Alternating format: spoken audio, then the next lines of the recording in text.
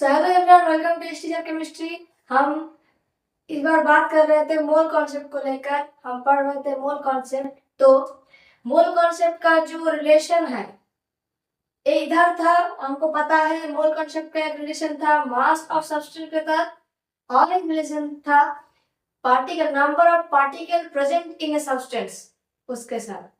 तो हमने पहली वीडियो में, मतलब इसके पहले जो वीडियो हमने अपलोड किया है उस वीडियो में हमने बात याद किया है कि जो मोल कॉन्सेप्ट के साथ जो मास ऑफ सब्सटेंस का रिलेशन है, मास ऑफ सब्सटेंस, सब्सटेंस का मास के साथ जो रिलेशन है उसके बारे में यहाँ पे एलिमेंट के साथ, मतलब एटम के साथ और मॉलिक्यूल के साथ क्या क्या रिलेशन है मोल का, हमने बताया था कि जो 1 ग्राम है, जो ग्राम एटॉमिक मास है, वो मोल के साथ बराबर है। 1 मोल मतलब जो ग्राम एटॉमिक मास है कोई एटम का, उसका जो 1 ग्राम एटॉमिक मास है वो मोल के साथ बराबर है। हमने इसके बारे में पहली वीडियो में बात की थी, मास ऑफ सब्सटेंस के साथ बात की थी। मगर आज हम पढ़ेंगे, आज हम बात करेंगे number of particle, number of particle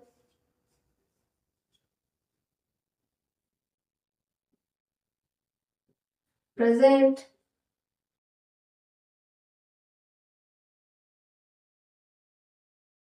in substance।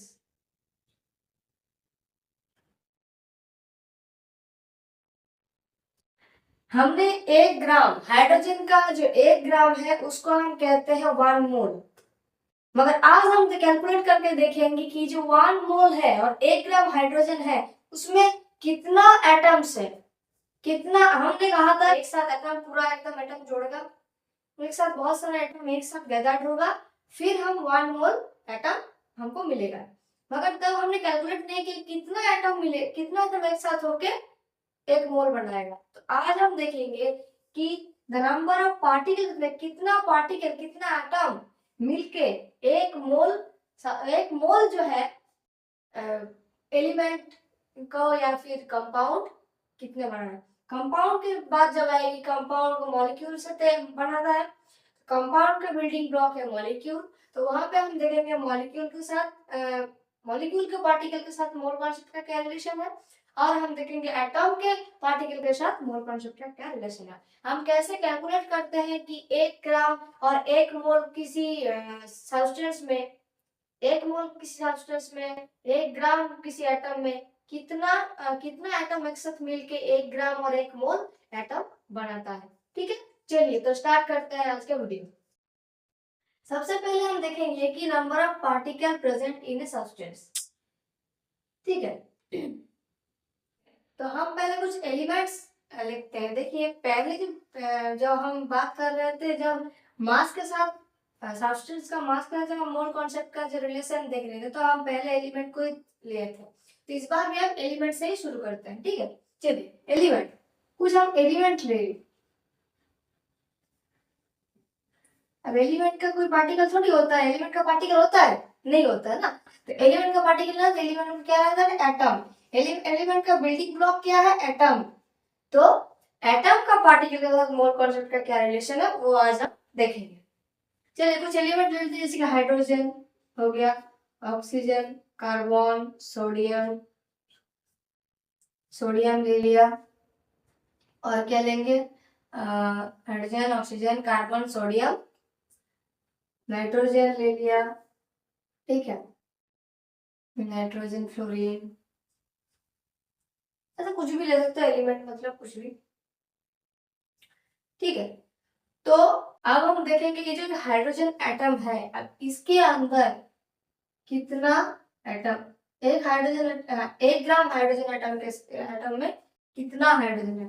तो हम जानते हैं कि ये जो 1 ग्राम है, 1 gram is equal to 1 mole hydrogen. हमने जानते हैं कि नहीं, हम तो यही जानते हैं ना, पहले से यही पढ़ के आ रहे हैं, 1 mole is equal to 1 gram is equal to 1 mole hydrogen atom. हम ग्राम जो है, ग्राम हाइड्रोजन मास, उसी को तो हम मोल के बराबर कहते हैं। तो हमने ये पढ़ के आ रहे हैं कि 1 gram is equal to 1 mole hydrogen atom. Okay, चलिए। और हम एक चीज और भी देख रहे हैं कि ये जो 1 एटम का जो होता है, 1 एटम का मास क्या है? 1 एटम का मास कितना है? 1 U। ठीक है, 1 एटम का मास है 1 U। 1 U मतलब हमने देखे थे 1 U किसका मास है? हम जो कार्बन 12 का जो आइसोटोप लिए थे, उसका जो 12वां टुकड़ा की जो 12वां हिस्सा था, 12 टुकड़ा की थी ना हमने, उसका जो 12वां जो एक हिस्सा था, उसका जो वेट मास था वही तो था 1 U। उसी तो हम कहे थे कि ये हाइड्रोजन का एटॉमिक मास है, तो वही है 1 U। तो हाइड्रोजन का 1 एटम का मास कितना था? 1 U, ये हम जानते हैं। अब हमने ये भी जानते हैं कि 1 U का मास कितना है। 1 U का मास कितना है? 1.67 into 10 to the power -24। 1.67 into 10 to the power -24। Okay, अब हम देखेंगे कि ये जो 1.67 into 10 to the power -24 gram weight जो है वो है 1 एटम का।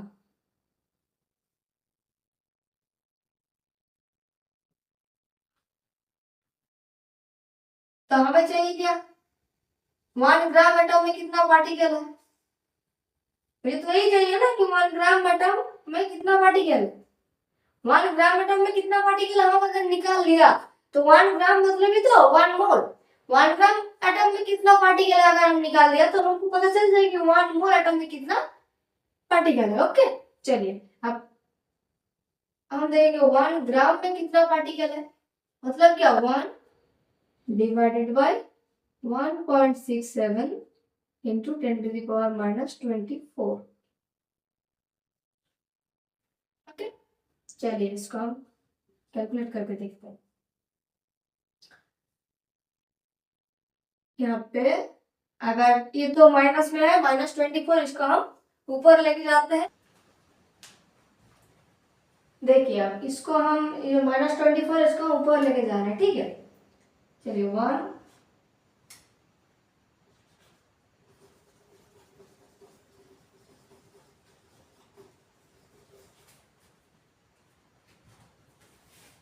चलिए आप देखते हैं कि नीचे है -24, अब इसको हम ऊपर ले जा रहे हैं तो यह क्या होगा? 1 into 10 to the power minus नहीं 24 माइनस तो प्लस हो गया। अब नीचे 1.67 रह गया। ठीक है, चलिए अब इसको यहाँ से 24 है तो यहाँ पे हमने 10 कर लिया into 10 to the power 23। Okay, divided by 1.67। इसको अगर अच्छे से कैलकुलेट किया जाए, जब कैलकुलेट हम करेंगे तब आएगा approx 6.023 into 10 to the power -23। Sorry, 23। Okay, 10 to the power 23 इतने नंबर ऑफ एटॉम।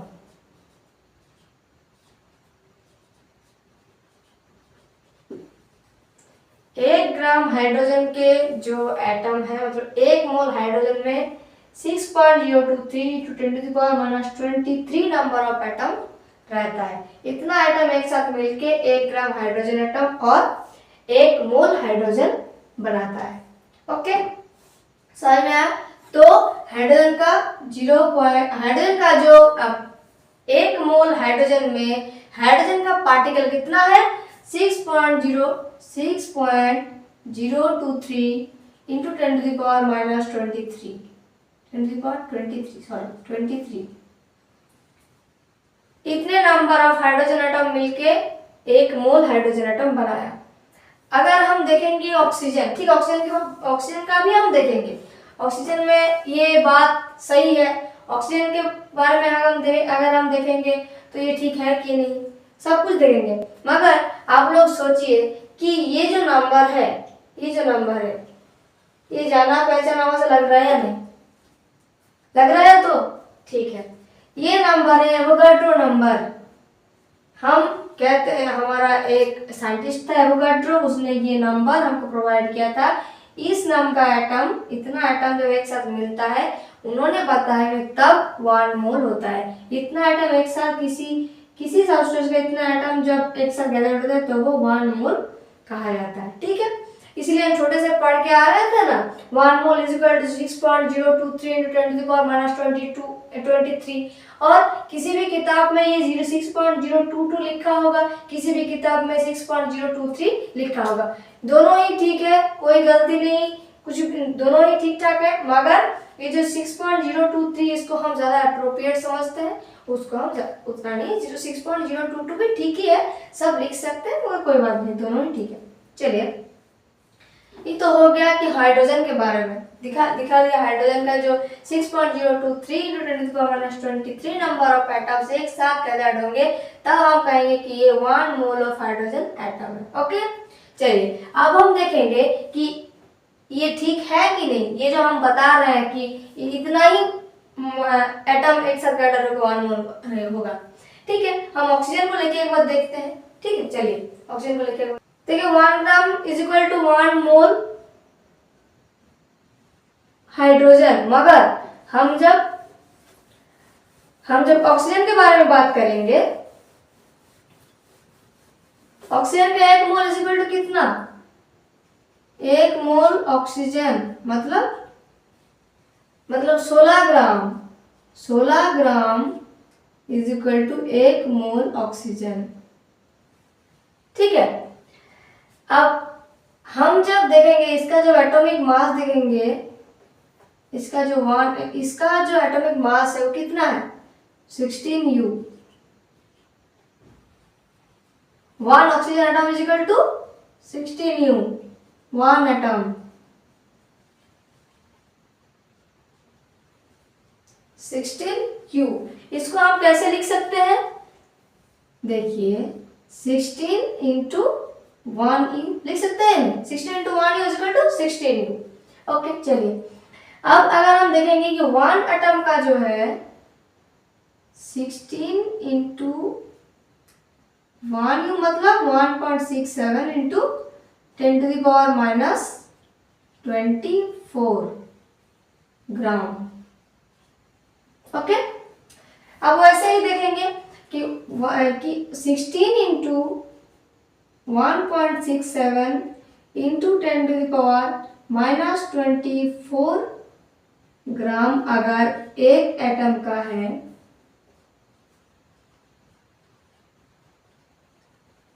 ठीक है, तो हम यहाँ पे 1 ग्राम का निकालेंगे या फिर 16 ग्राम का निकालेंगे। हाइड्रोजन होता तो हम लिखेंगे कि 1 ग्राम एटम का कितना पार्टिकल, 1 ग्राम एटम में कितना पार्टिकल है। मगर यहाँ पे 16 ग्राम ऑक्सीजन मतलब 1 मोल, तो हमको 1 मोल का कितना पार्टिकल निकालना होगा, तो हमको निकालना होगा यहाँ पे 16 ग्राम जो है 16 ग्राम ऑक्सीजन में कितना नंबर ऑफ पार्टिकल्स है। तो हम जब 60 ग्राम का निकालेंगे 16 ग्राम का, तब यहाँ पे फिर से आएगा 1 डिवाइडेड बाय 1.67 इंटू 10⁻⁻24। इसको आप फिर से हम वैसे ही कैलकुलेट करेंगे। 1 इंटू 10⁻24 डिवाइडेड बाय 1.67। ओके, फिर से यहाँ पे आएंगे 10 इंटू 10⁻23 डिवाइडेड बाय 1.67। पहले जैसा इसका भी आप कैलकुलेट करेंगे तो क्या निकालेगा? 6.023 इंटू 10⁻23, यही आएगा, यही नंबर आएगा।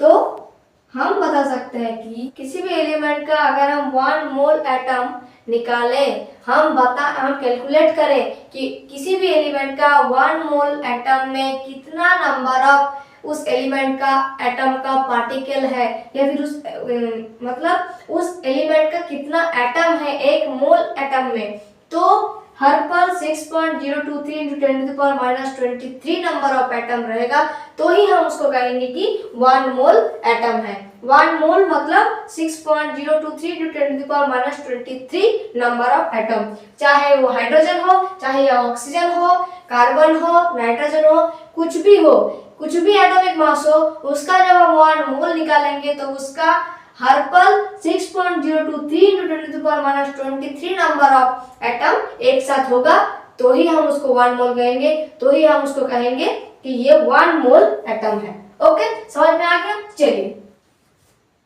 तो देखिए ये जो 1 मोल है, ये जो 1 मोल है, ये वर्ड हाइड्रोजन का इतना एटम एक साथ गैदर होगा तो इसको हम कहेंगे 1 मोल के बराबर। ठीक है, अब ऑक्सीजन का एटॉमिक वेट है 16 ग्राम। 16 ग्राम कब होगा? जब हम इतने नंबर ऑफ पार्टिकल, ऑक्सीजन का पार्टिकल एक साथ गैदर्ड होगा, तब हम इसको कहेंगे 16 ग्राम, और इस यही है 1 मोल के बराबर।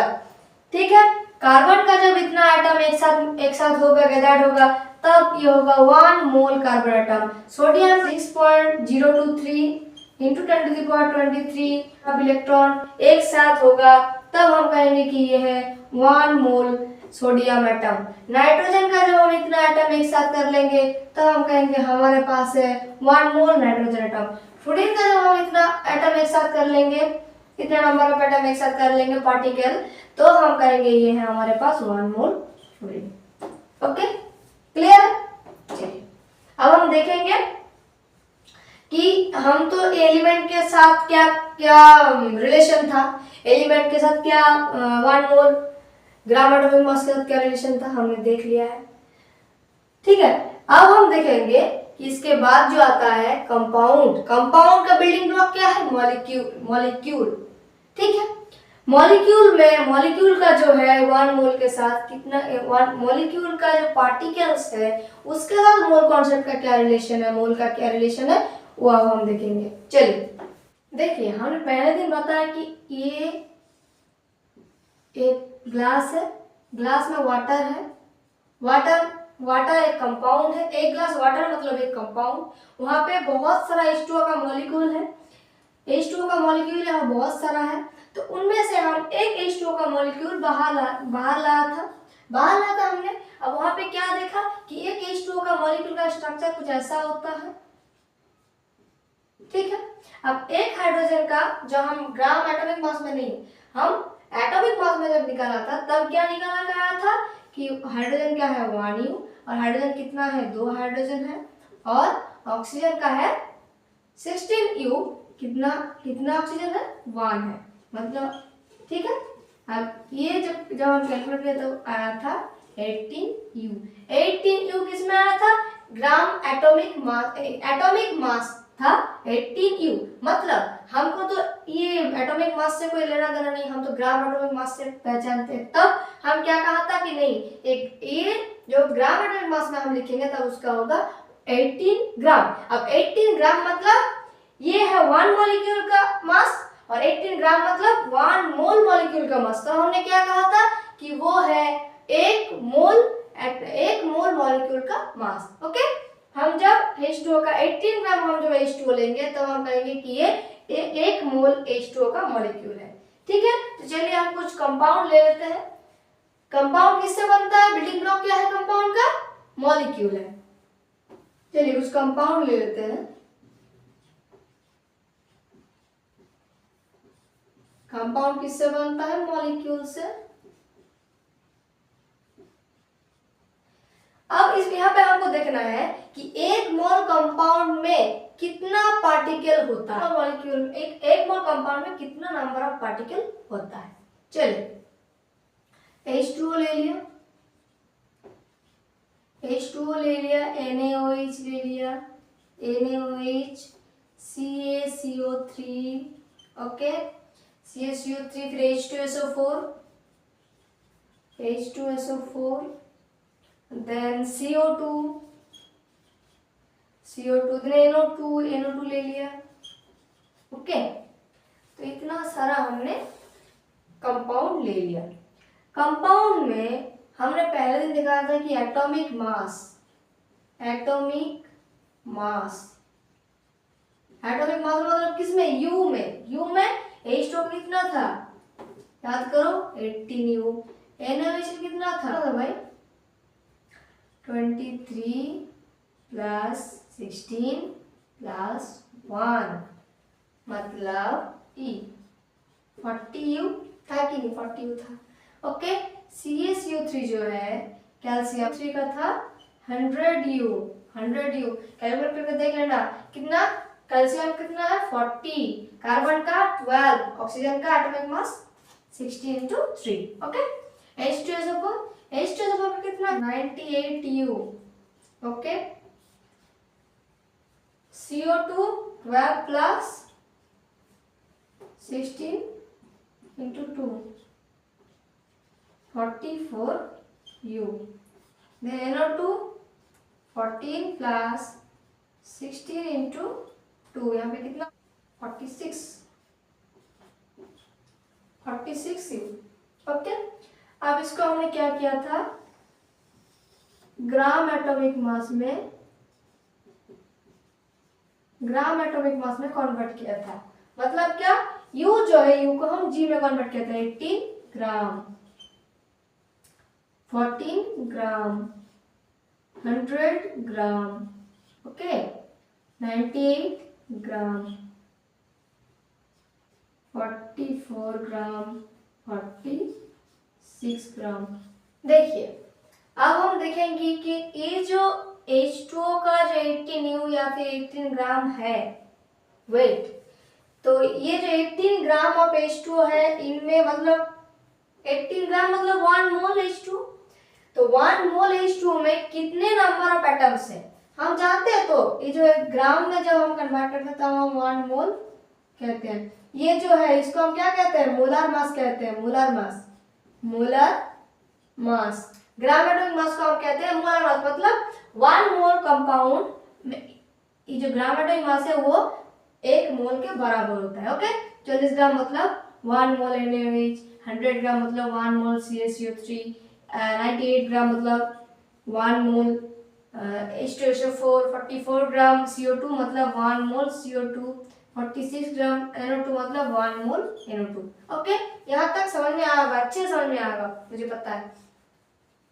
अब हम देखेंगे कि कितना नंबर ऑफ पार्टिकल है, एक मोल जो कंपाउंड है उसमें कितना नंबर ऑफ पार्टिकल है। ठीक है, चलिए अब हम जानते हैं कि 1 मोल मतलब 18 ग्राम H2O, जानते हैं कि नहीं। ओके, हम ये भी जानते हैं कि 1 एटम का जो मास होता है, 1 मॉलिक्यूल मतलब 18U। ठीक है, 18U मतलब 18 into 1U, 1 मॉलिक्यूल। अब 1U मतलब 1.67, सॉरी 1.67 ×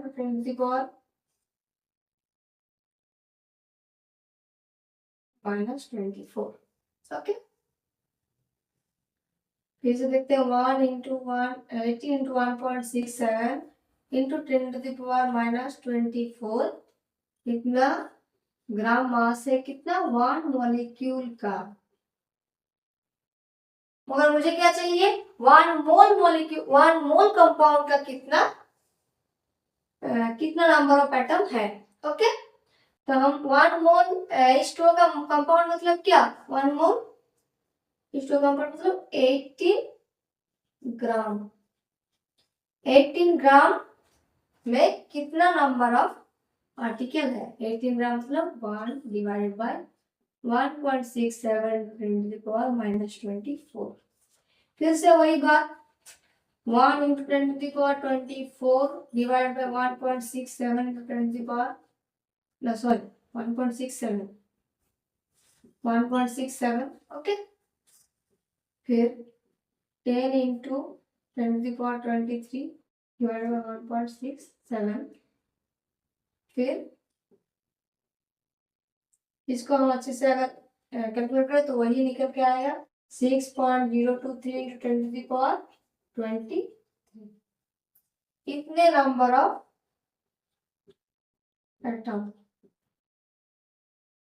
तो ये भी प्रूव हो गया कि H2O मतलब एक मोल कंपाउंड, एक मोल जो H2O का मॉलिक्यूल है उनमें भी हम अगर देखें तो 6.023 × 10⁻23 नंबर ऑफ पार्टिकल और नंबर ऑफ एटम ही मिलेगा। ओके, एक मोल H2O में 6.023 × 10⁻23 नंबर ऑफ मॉलिक्यूल होता है।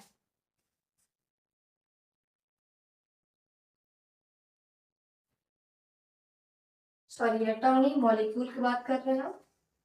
ओके, कंपाउंड था ना, तो मॉलिक्यूल की बात कर रहे हैं हम।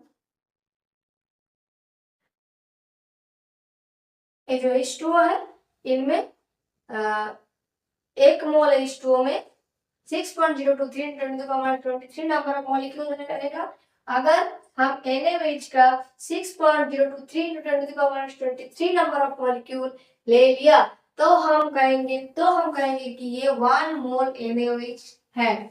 मतलब जब हम ये नंबर, इतना नंबर ऑफ मॉलिक्यूल NaOH का लेंगे तब उसका मास होगा 14 ग्राम। 14 ग्राम जब होगा तो हम क्या कहेंगे कि ये 1 मोल NaOH का मॉलिक्यूल है। ओके, जब CaCO3 हम 100 ग्राम ले लेंगे तब वहां पे CaCO3 का जो नंबर ऑफ मॉलिक्यूल रहेगा वो यही रहेगा, सेम रहेगा 6.023 × 10⁻23। यही सेम मॉलिक्यूल H2O में भी रहेगा, तो हम इसको 1 मोल कहेंगे और उसका मास होगा 98 ग्राम। इतना ही नंबर ऑफ मोल NO2 में भी रहेगा, तो हम इसको कहेंगे कि ये 1 मोल NO2 है। ओके, इतना तो समझ में आया होगा सबका, यहाँ तक समझ में आया होगा। ओके, चलिए, तो अगर नोट करना चाहे तो नोट कर लीजिएगा। ओके, चलिए अब हम देखते हैं कि हम, आप लोग को याद है या नहीं पता नहीं, तो पहले, इसके पहले में हम जब मास ऑफ सब्सटेंस पढ़ा रहे थे तब वहां पे एक फॉर्मूला दी थी मैथ्स के लिए, मैथ्स के काम आए इसलिए फॉर्मूला दी थी। मोल नंबर कैसे निकालेंगे, देखो, number of moles, mass of substance के समय क्या बोले थे, given mass of substance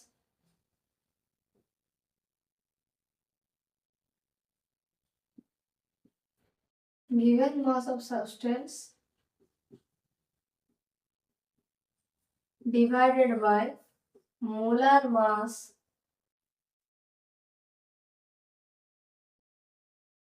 of substance। Okay, अब हम ये जो पार्टिकल का जो रिलेशन हमने देखा उसके साथ भी वहां पे भी नंबर ऑफ मोल्स निकालने का फॉर्मूला है। Number of moles given number of particle divided by given number of particle divided by Avogadro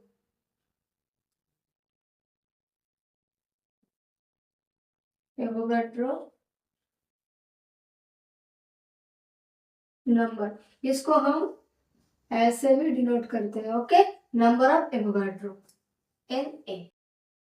चलिए एक क्वेश्चन करते हैं, ठीक है।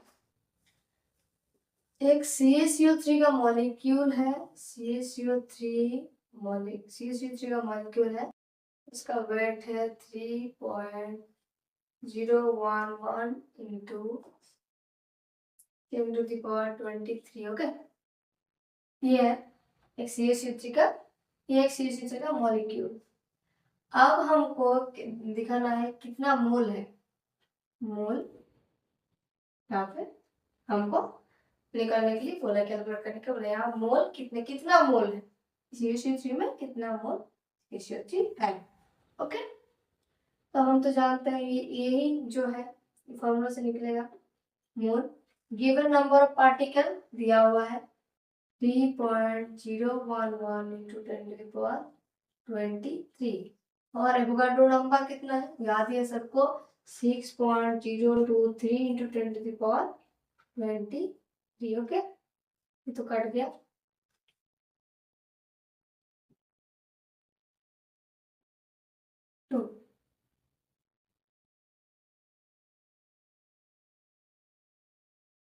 टू से मतलब यहाँ पे कितना है, 1/2 2, हाफ मतलब 0.5 मोल।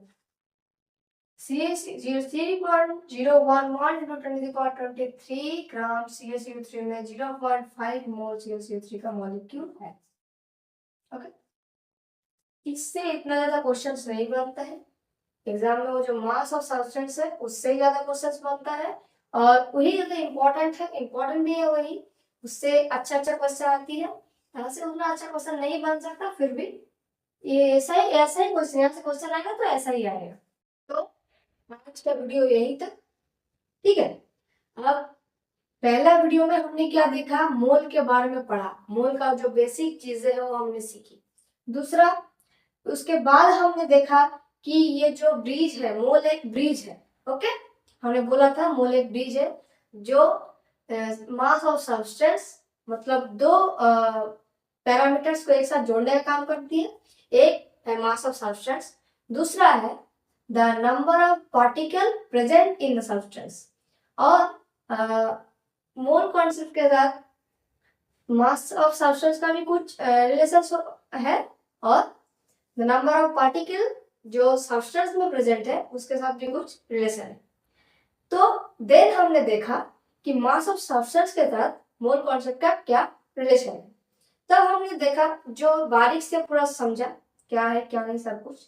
फिर आज हमने देखा कि जो पार्टिकल है, पार्टिकल प्रेजेंट है सब्सटेंस में, उसके साथ मोल का क्या रिलेशन है, ठीक है, वो भी हमने देखा। अब ये जो है ये यहीं पे खत्म हुआ। अब नेक्स्ट हम देखेंगे ये दो पैरामीटर्स है, एक the mass of the substance, दूसरा the number of particle present in substance. इन दोनों का आपस में क्या संबंध है, क्या रिलेशन है, ये हम देखेंगे नेक्स्ट वीडियो में, ठीक है। तब तक के लिए हमारे साथ बने रहिए। हम कोशिश करेंगे अच्छे से आपको समझाने के लिए, सब चीजें एकदम मजबूत से समझाएंगे, अच्छे से समझाएंगे। ओके, हम समझाने की कोशिश करेंगे। तब तक के लिए बाय बाय, टाटा। पढ़ाई करते रहिए अच्छे से। जय हिंद, जय भारत, वंदे मातरम, बाय बाय।